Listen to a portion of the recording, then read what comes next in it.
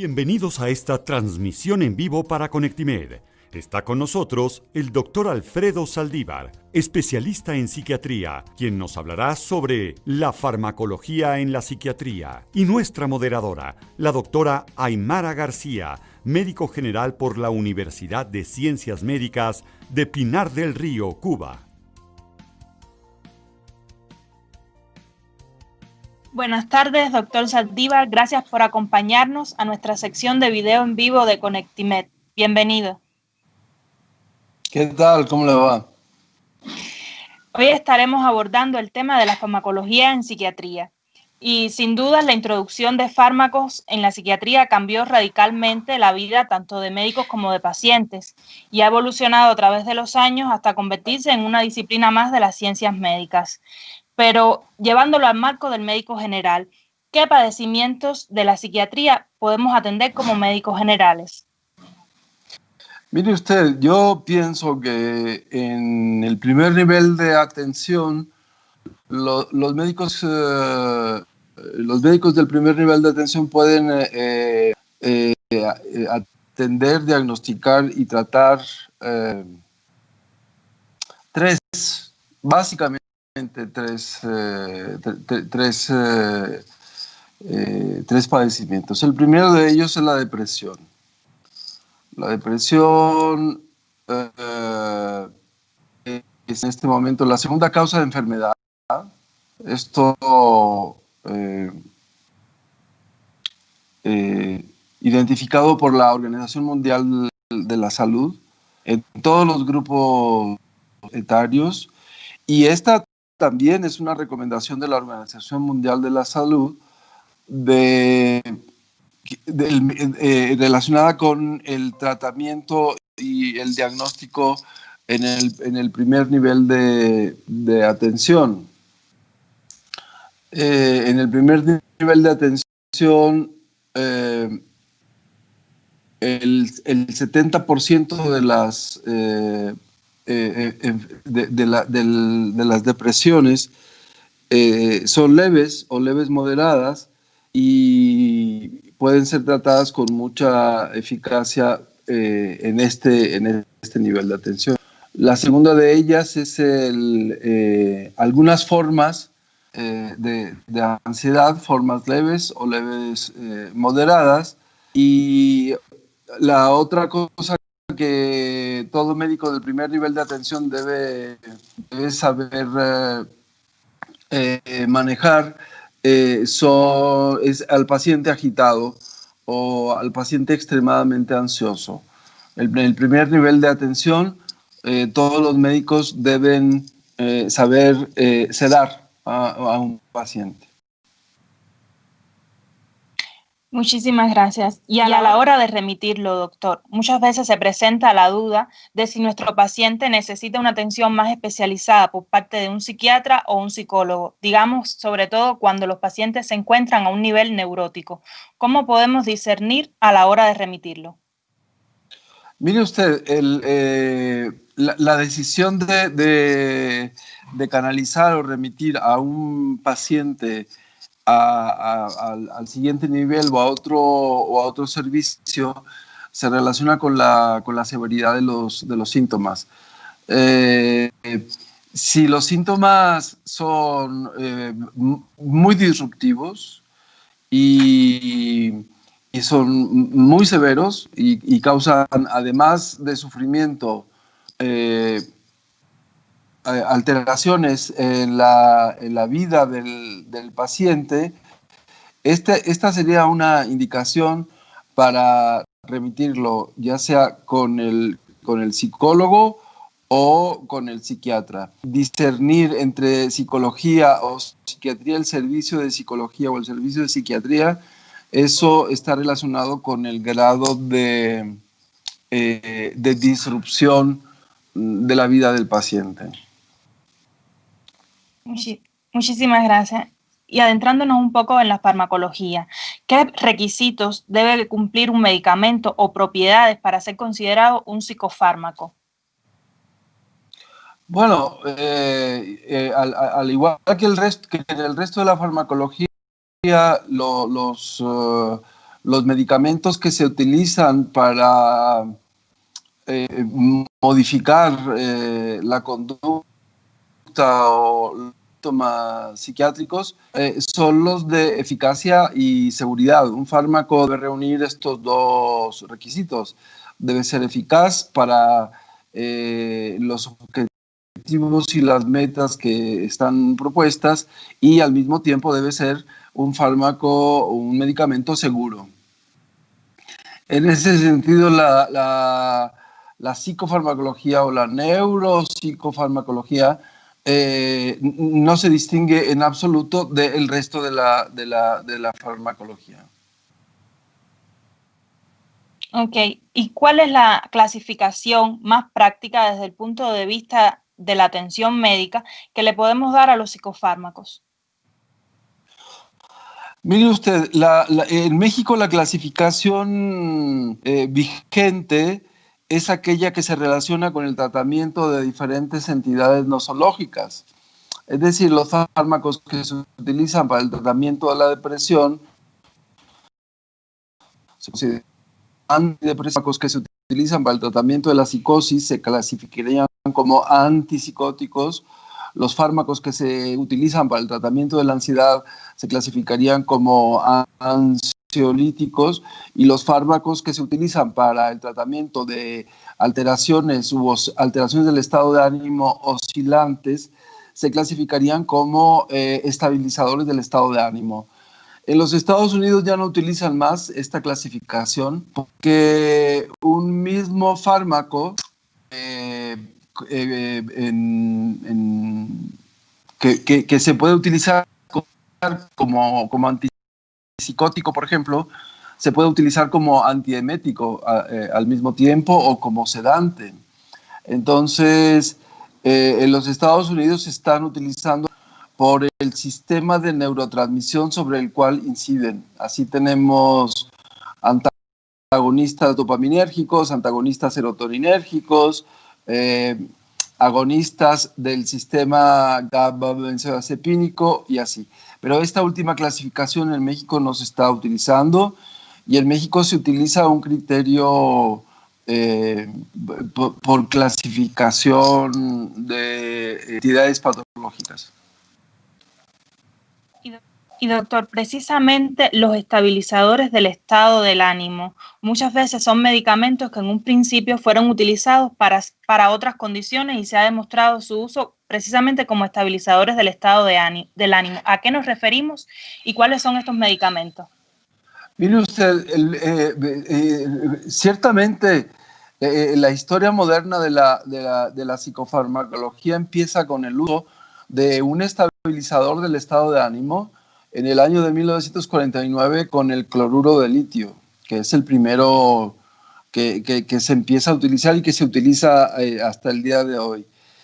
En la actualidad, el cloruro de litio no es el fármaco de primera elección, porque es un fármaco muy caro, potencialmente tóxico. En particular, puede producir entonces tóxico. Entonces está ligado de trastorno bipolar, sobre todo del tipo 1, y en algunos casos de esquizofrenia o de psicosis que no se deben al tratamiento con los antipsicóticos convencionales. El fármaco de primera elección para el tratamiento o como estabilizador del estado de ánimo sería el valproato. Y también es interesante hacer notar que el valproato tiene, además del efecto como estabilizador del estado de ánimo, es un fármaco, un medicamento de la epilepsia, de crisis tanto parciales como generalizadas. Se utiliza también para el tratamiento del síndrome de abstinencia. Se utiliza para el dolor de tipo neuropático, neuropatía, sobre todo neuropatía diabética periférica. Se utiliza también para como profiláctico de la migraña, de tal suerte que es un fármaco muy versátil, y esta versatilidad podría indicar que todas estas categorías clínicas comparten mecanismos fisiopatogénicos en común. Muy interesante, doctor. Y sobre los neurotransmisores que han sido, objeto del tratamiento en la psicofarmacología. ¿Qué condiciones debe tener una sustancia para ser considerada un neurotransmisor y cuáles son los principales neurotransmisores sobre los que actúan los psicofármacos? Sí, la historia de los neurotransmisores empieza en el año de 1929. Otto Levy describe el primero de los neurotransmisores, es decir, un señalizador sobre el efecto vagal en el corazón de rana. Entonces, curiosamente, el sistema de transmisión colinérgico, que muchos piensan que desde el punto de vista filogenético es o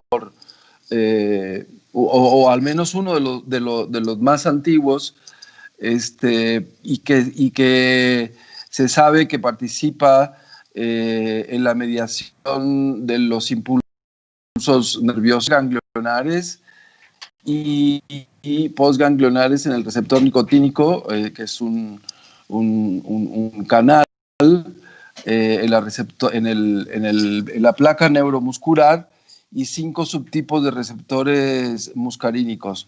Además de participar en el sistema nervioso mediador, en el sistema de el estado de alerta, el aprendizaje y la memoria. Un neurotransmisor es un señalizador. El sistema nervioso central y periférico participa en la integración de medidas de respuestas rápidas. Y una forma de hacer estas respuestas rápidas es a través de señales electroquímicas. Existe otro tipo de señalización, que son las puramente eléctricas, en las que la señal eléctrica pasa de una neurona a la otra prácticamente sin retardo. En el caso de las electroquímicas, en la que se utilizan sistemas de neurotransmisión o neurotransmisores, hay un retraso en la transmisión sináptica de aproximadamente 300 milisegundos. El neurotransmisor es un señalizador, un señalizador químico. Habría que señalar que algunos de estos además son hormonas y que se utilizan para muchos otros efectos. Las características, de una manera muy sencilla, debe tener tener un sistema de síntesis y de degradación en la neurona. Debe tener un sistema de almacenamiento y debe contar con un sistema de liberación-recaptura que estaría relacionado con la parte de la degradación. La degradación puede ocurrir por 2 vías.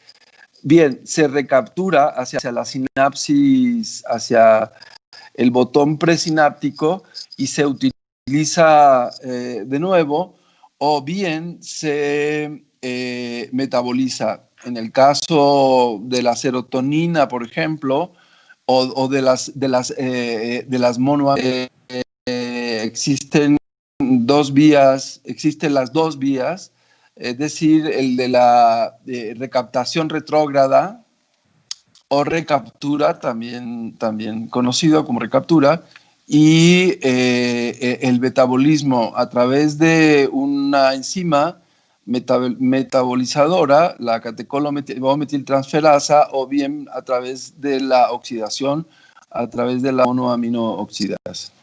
En el caso de la acetilcolina, Este fenómeno ocurre mediante la participación de una enzima, la acetilcolinesterasa. Muchísimas gracias.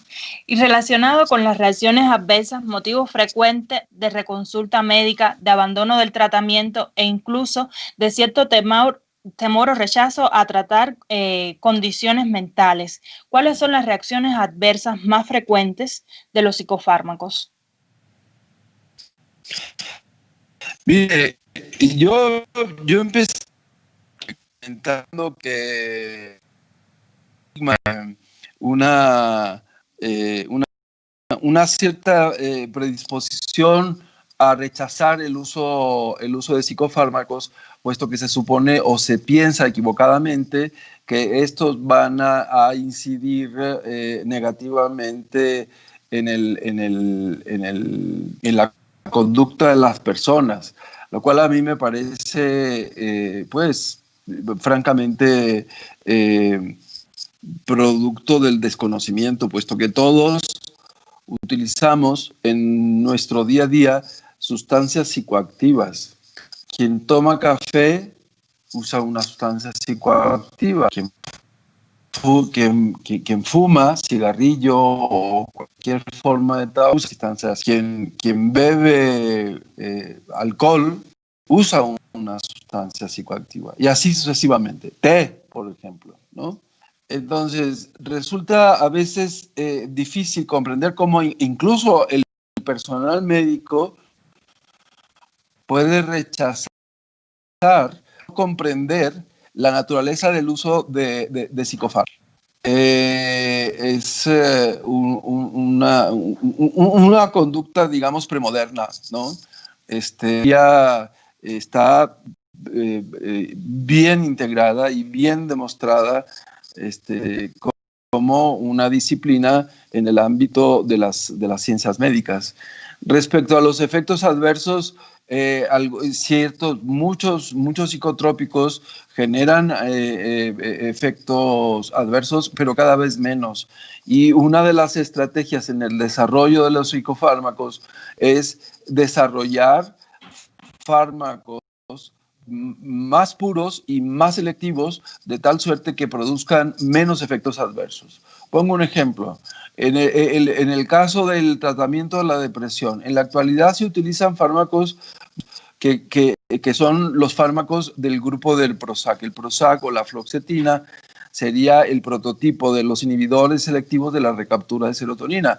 Son fármacos muy seguros que se pueden utilizar incluso para efectos profilácticos.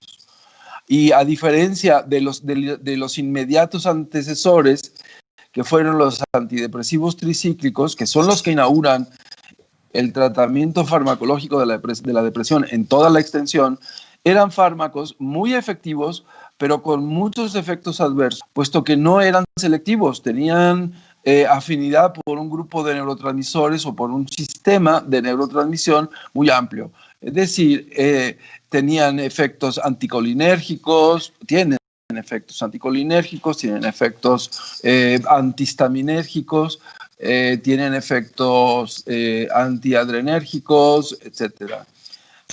Esto no ocurre con los nuevos fármacos, con los inhibidores selectivos de la recaptura de serotonina, y lo mismo pasa con los antipsicóticos segunda generación o antipsicóticos atípicos que tienen menos efectos adversos.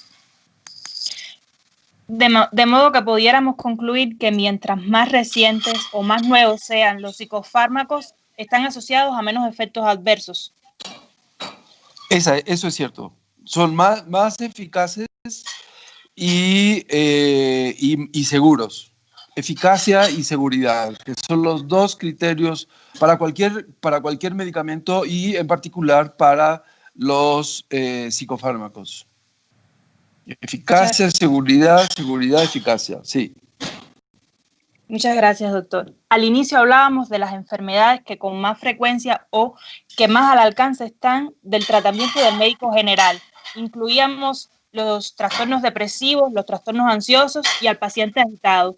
Yo quisiera incluir también los trastornos del sueño. ¿Cuáles serían los tratamientos, digamos, de primera elección que pudiéramos indicar como médicos generales y que están al alcance de la prescripción médica para estos pacientes? Mire, en el caso de los trastornos del sueño, yo sería un poco más cauteloso. No estoy seguro que los trastornos del sueño se puedan atender indiscriminadamente en el primer nivel de atención, puesto que los hay secundarios a algún padecimiento que puede ser psiquiátrico o que puede ser consecuencia del uso de sustancias o que puede ser consecuencia de una enfermedad, de un padecimiento no psiquiátrico o que puede ser consecuencia de un evento psicogénico. Ciertamente, si un paciente se presenta en el primer nivel de consulta y dice no haber dormido, por ejemplo, al menos 3 días completos, esta es una situación de emergencia, porque el paciente sin sueño, sin haber conseguido conciliar el sueño durante estos 3 días, fácilmente se puede psicotizar. Y una de las primeras estrategias es permitirle al paciente dormir. Sin embargo, una vez que el paciente consiga dormir y consiga conciliar el sueño, una de las indicaciones es que acuda a la consulta de un especialista. Y existen las dos grandes estrategias, que son las benzodiazepinas, clonazepam, diazepam, alprazolam, los fármacos conocidos como los fármacos, ¿no? Sopiclona y otros que están supuestamente indicados específicamente para el sueño, aunque también es cierto que se pueden utilizar antipsicóticos con un fuerte contenido sedante como la quetiapina, o incluso si el componente vegetativo en el caso del insomnio es muy fuerte, se pueden utilizar inhibidores beta-adrenérgicos del tipo del metoprolol o el propanolol. Ok. Y en el caso de la depresión.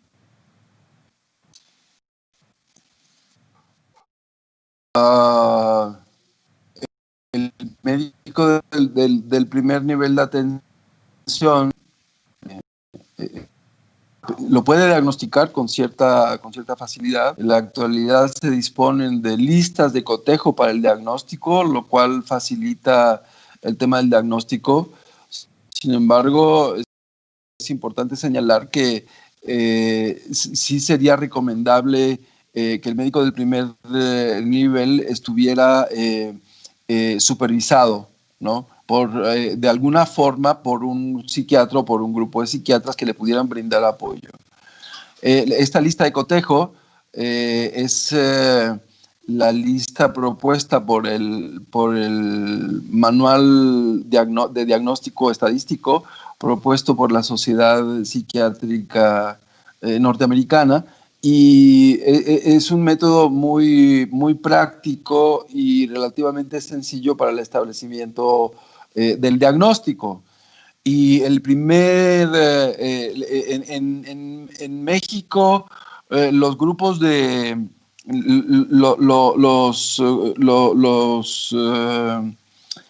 los grupos de expertos no señalan alguno en particular de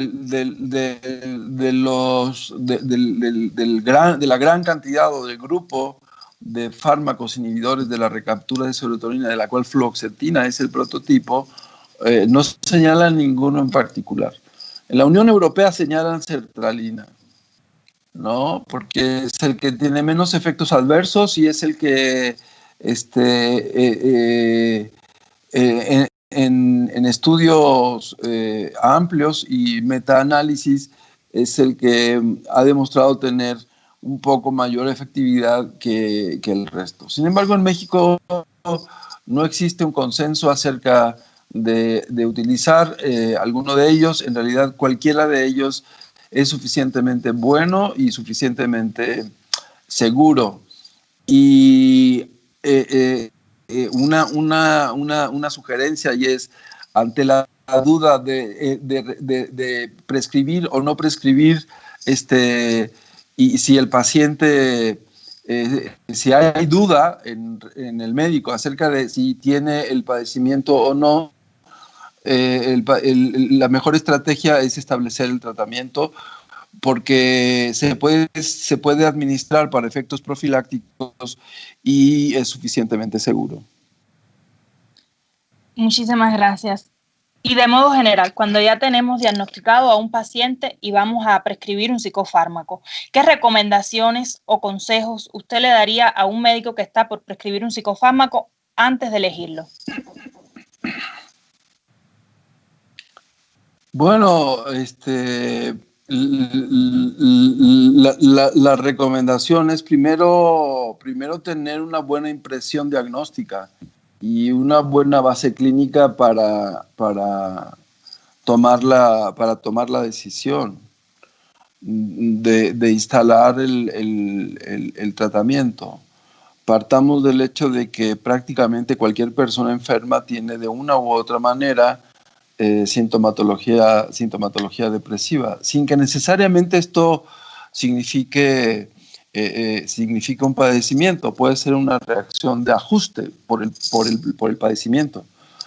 En los padecimientos crónicos, sin duda alguna, la gran mayoría de personas que tienen un padecimiento crónico se benefician mucho del tratamiento con un antidepresivo.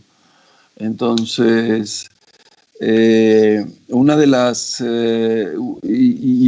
recomendaciones es un seguimiento estrecho con el paciente para el reporte de efectos adversos y el cumplimiento de las metas y de los objetivos terapéuticos con el uso del medicamento. Exactamente. No quisiera terminar, doctor, sin antes preguntarle acerca de una pregunta que pudiera ser muy trillada, pero que en ocasiones se pasa por alto. ¿Es la farmacología o la psicofarmacología sustituto de la psicoterapia? Mire usted, la Organización Mundial de la Salud propone la combinación de ambas en el caso de la depresión. Una no sustituye a la otra, porque en la psiquiatría ha habido dos grandes líneas. Uno que sería el de la neuropsiquiatría, ¿no? O una línea puramente organicista, de la cual hay muchos representantes y no voy a mencionar a ninguno en particular. Y la otra en la psiquiatría, que sería la corriente, digamos, puramente mentalista, es decir, que lo enfoca desde un punto de vista puramente psicogénico. En la actualidad eso parece estar decantándose por una combinación de ambas, es decir, una solución de compromiso en la cual tanto la psiquiatría pura o la neuropsiquiatría echa mano de los elementos de la psicoterapia. Entonces, siempre lo mejor es hacer la psicoterapia. Cualquier médico, cualquiera, sabiéndolo o no, hace psicoterapia. Porque el paciente deposita en el médico desde el punto de vista simbólico que le son útiles desde el punto de vista terapéutico al paciente, y el médico debe estar enterado de estos mecanismos, que ocurren en la subjetividad del paciente con el propósito de ayudar al propio proceso de curación. Muchísimas gracias, doctor. Esto ha sido todo por hoy. Gracias por brindarnos sus conocimientos sobre un tema tan complejo como es la psicofarmacología, que le cuesta muchísimo a cualquier médico general. Muchas gracias a ustedes. Hasta luego. Hasta luego. Agradecemos al doctor Alfredo Saldívar por su valiosa participación y por compartirnos sus conocimientos. Igualmente a la doctora Aymara García como moderadora en esta entrevista. También agradecemos a los profesionales de la salud por acompañarnos y los esperamos la próxima transmisión de Conectimed en vivo.